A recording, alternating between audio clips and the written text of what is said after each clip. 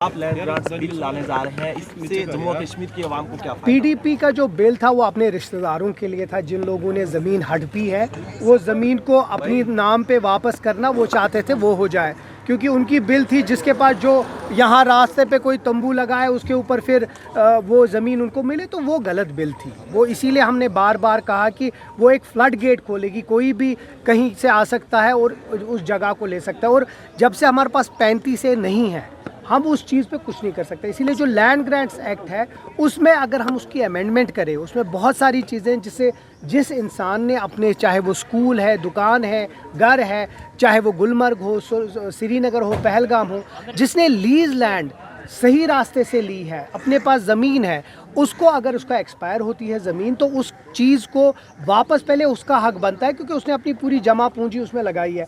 उसी चीज़ को 2022 में अमेंडमेंट हुई, जिससे ये होता है कि अगर कोई भी जगह, कोई भी दुकान उसको मिलता है तो बाहर वाला कोई भी आकर उसको ले सकता है, क्योंकि परचेजिंग पावर बाहर के लोगों के पास बहुत है। तो उसको ठीक करने के लिए अब लैंड ग्रांट्स एक्ट बिल जो है, मैं उम्मीद करता हूँ कि वो आ जाए। उसके बाद उम्मीद करता हूँ कि गवर्नमेंट उसके ऊपर सोचे।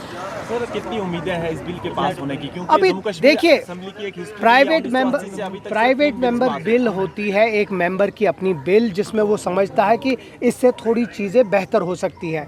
अब जो ही ये बिल आती है उसके बाद फिर गवर्नमेंट इस पर क्या बात करती है, मेरी अपना एक रवैया, एक तरीका है, अपना एक मौक़िफ़ है। मैं वो मौक़िफ़ गवर्नमेंट के पास रखूँगा और कोशिश करूँगा कि मैं कन्विंस कर पाऊँ गवर्नमेंट को कि न सिर्फ इतना ही, बल्कि जो 5-5 मरला जो honourable chief minister Omar Abdullah sahab ने गरीबों के लिए, लैंडलेस लोगों के लिए बोला है, उसको थोड़ा सा तेज़ी में आए, ताकि जिनके पास ज़मीन नहीं उनको ज़मीन मिल जाए। को लेकर बीजेपी ने कल प्रदर्शन किया है और हम चाहते हैं यहाँ भी आए, लेकिन ये नहीं कि आप कश्मीर में बंद कर दो। हम चाहते हैं यहाँ भी आए, बिल्कुल हम सब साथ हैं, लेकिन ये जो बार बार बीजेपी वाले या उनके दोस्तों ने ये किया कि कश्मीर में आ गया तो यहाँ भी, जब हमने भी IIT IIM पे ऐसी बात नहीं की तो आपको भी नहीं करनी चाहिए। Thank you.